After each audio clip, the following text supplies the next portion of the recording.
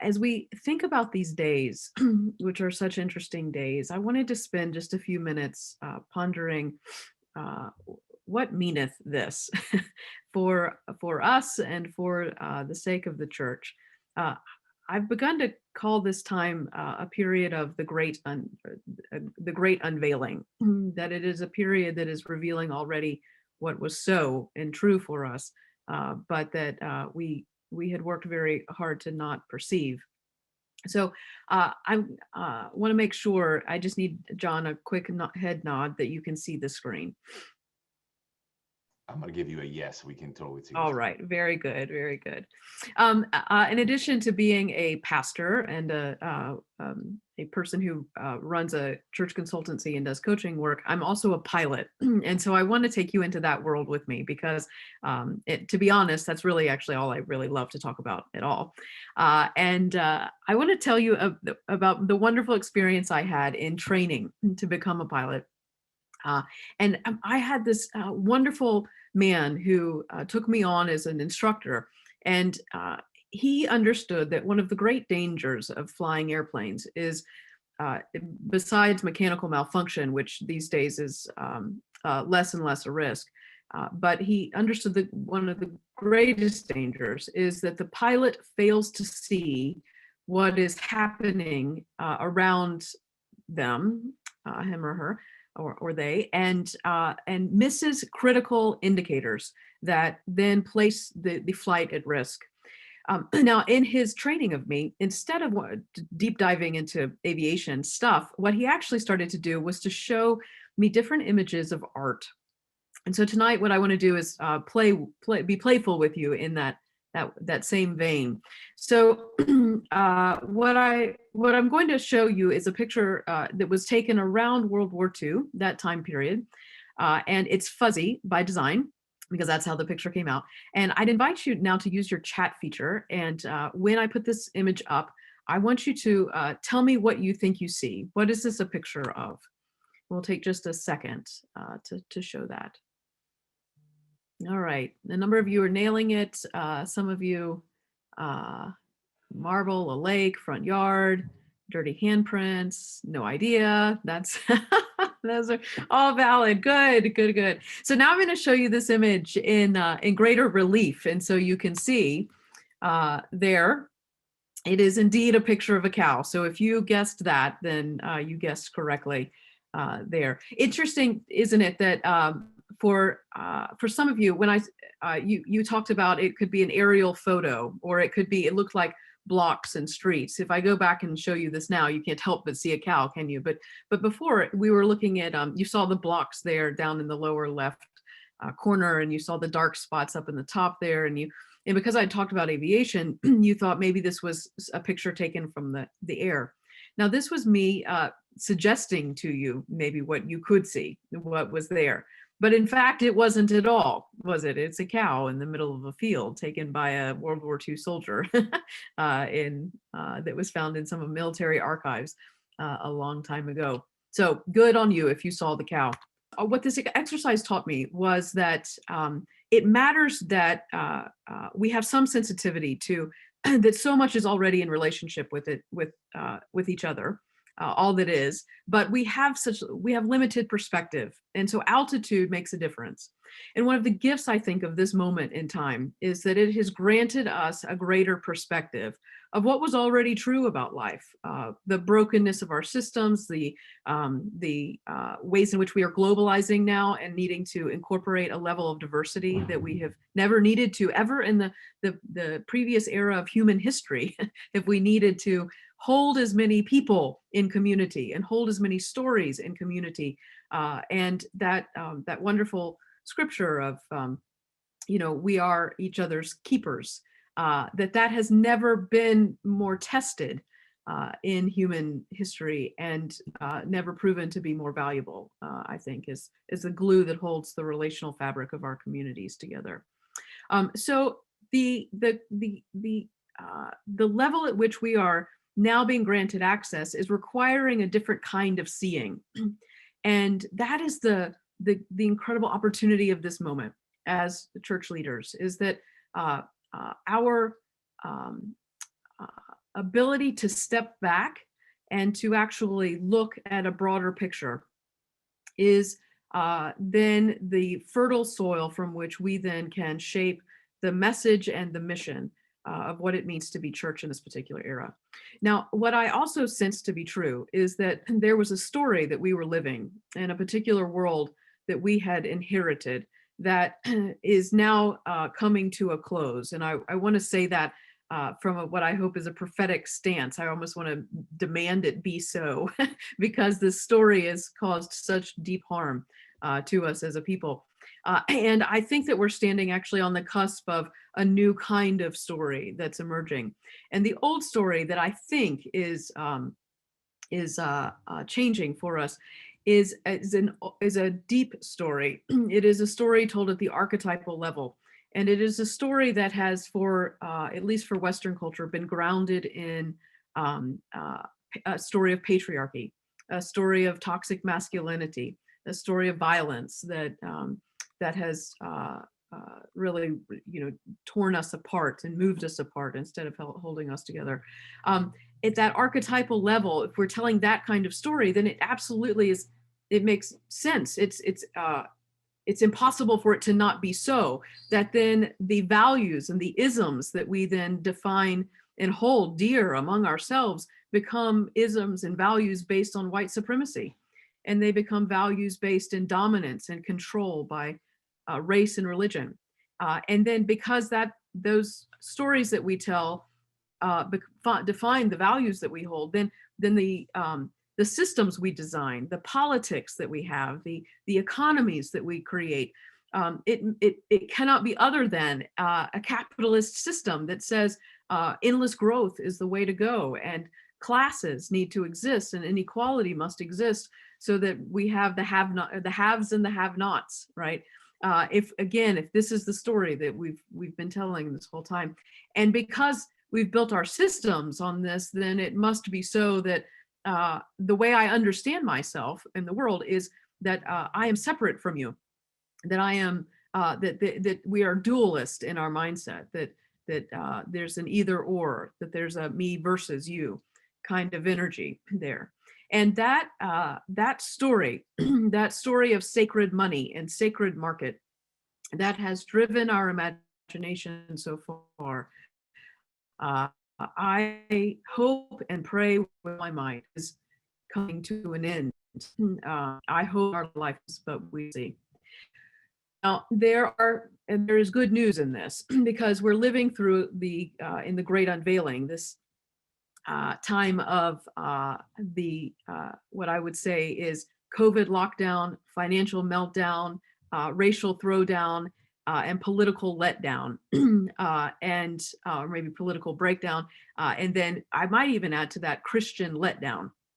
And one of the great crises we now face is that the abuse of the brand of Christianity, if you will, the abuse of the stories that we have held so sacred, the abuse of the rituals and the way of being loving and grace-filled people in the world has now come to a point where it has irrevocably eroded the trust of the people in our communities. And so that is the moment of great despair and the moment of our great opportunity.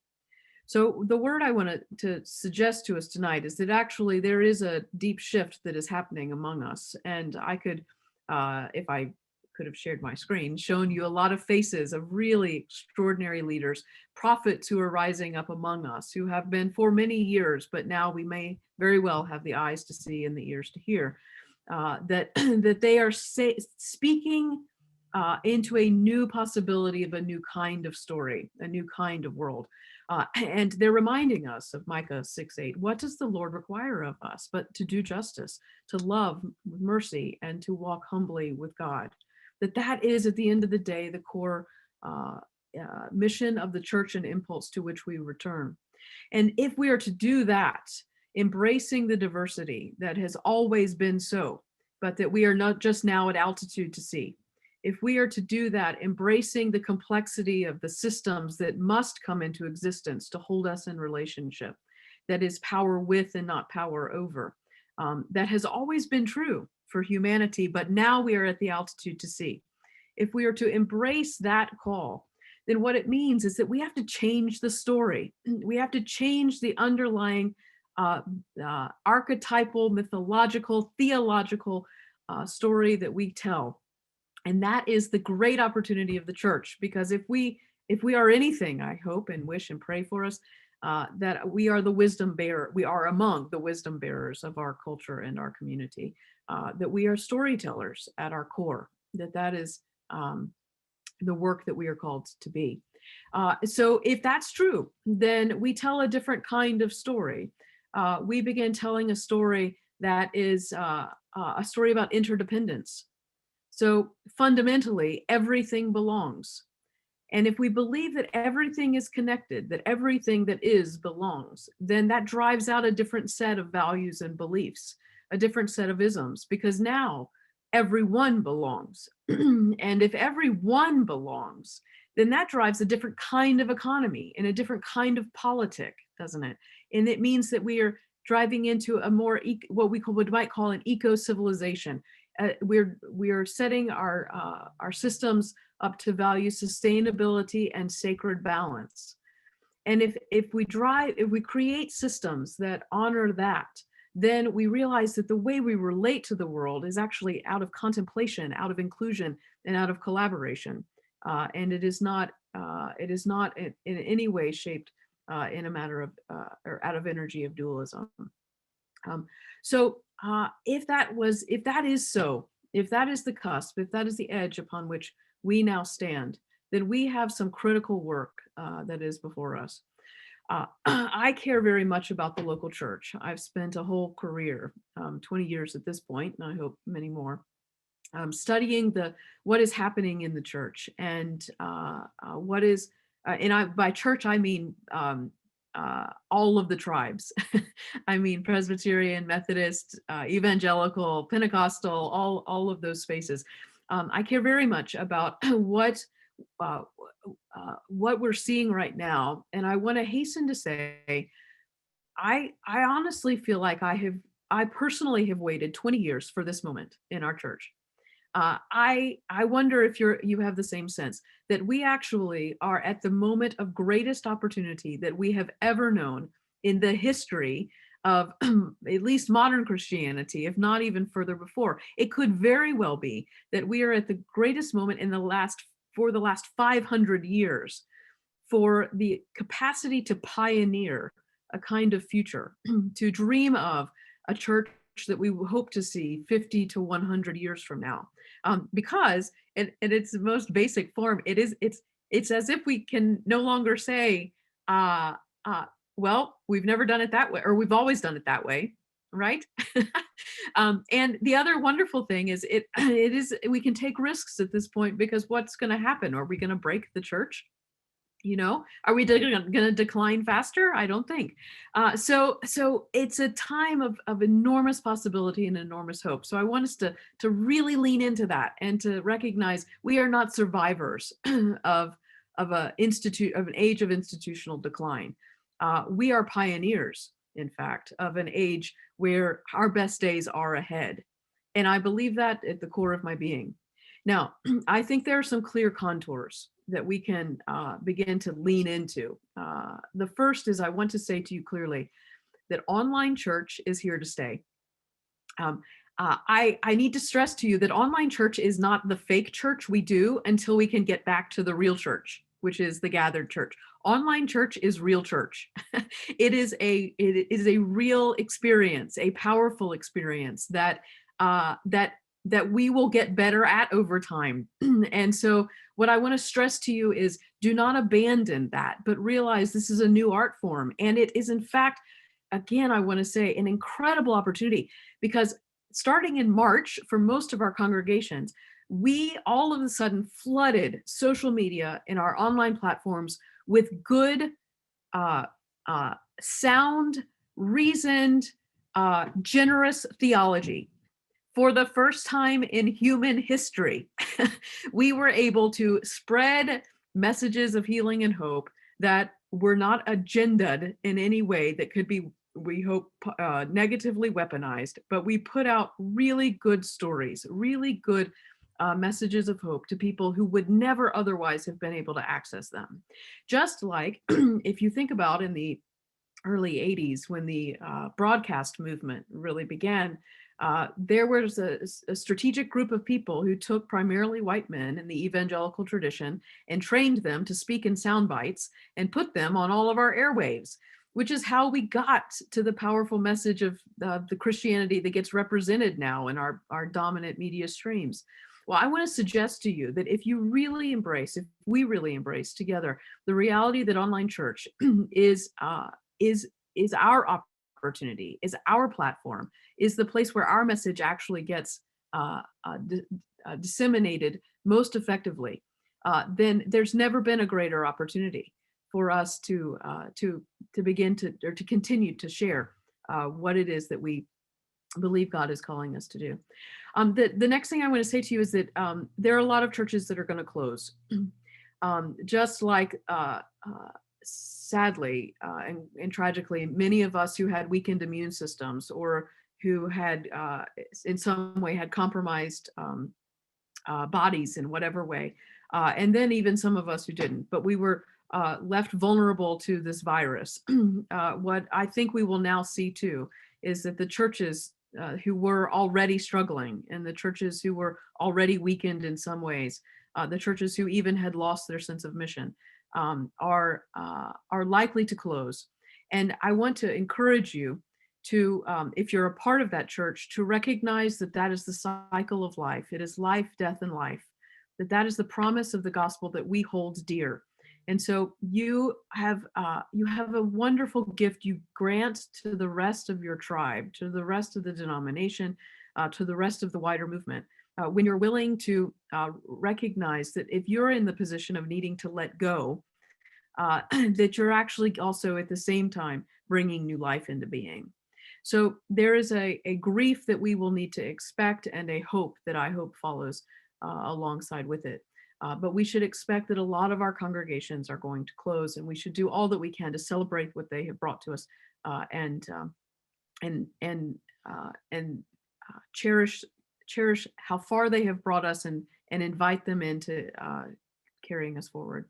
I also want to suggest to us that we're going to need some new staffing structures, though it may be too early to sense what those are. We will need our digital evangelists. We will need people whose first language is in these online spaces. And so there will be different ways of staffing up that you'll need to consider. Now, I want to offer with hope, many of our churches were already overstaffed. And so this gives us a chance to, although you might argue understaffed, but this gives us a chance to reimagine what might be possible with a different kind of team. And then the younger generations can finally contribute with more engaged leadership, because now we finally grant access. I can't tell you how many congregations I've worked with who have said, lamenting, I wish young people would join our committees and make decisions or help us make decisions. And then I would sadly shake my head and say to them, but the trouble is that they have lives. They can't come to your committee meetings and they can't take care of their families and work their full-time jobs. Now we can engage all of the people and all of the talent that we need for this historic moment. So again, I celebrate that. And then finally, I want to say that we should normalize that we will all church hop. And by that, I mean, it was already happening before COVID, but now people log in and they might attend 3, 4, or 5 different online services. And they may find that the music at one expression is really powerful to them, and they preaching at another or 10 others might be powerful for them, and they might really want to be a part of the small group ministry of another one. And then they like the book study at this one, and the mission work at this other one is just totally in alignment with what they care about. That is good news, because what that does is it creates a relational web broader than our silos. And our staying in our silos is the most dangerous move that we could possibly make at this point in our history. So we should amplify that. That should not be a threat to us, that is actually I think the way in which the Spirit is moving to reweave the relational fabric of our churches, of our communities, and indeed of our very souls. So we're at a precipice. We're at a moment in time where I've never been more hopeful about what is before us. I want to close this time, and I am sorry I couldn't show you the full presentation, so you've gotten my just really quick rendition here. But a year ago or so, I wrote a book called Piloting Church, which, as I would. But I closed the book this way. I said, I'm convinced that a new kind of Christianity and a new kind of church as its earthly expression is emerging in our midst. This new Christianity relies far less on structure and institutions. It is a raw spiritual expression of a living, boundless God. This new Christianity is a faith on the move, moving from being an organized religion to an organizing religion. This new Christianity is kind, generous, brave, and always on the side of the oppressed. It is not theologically agnostic or vague about what it stands for. It supports women's rights and LGBTQ rights.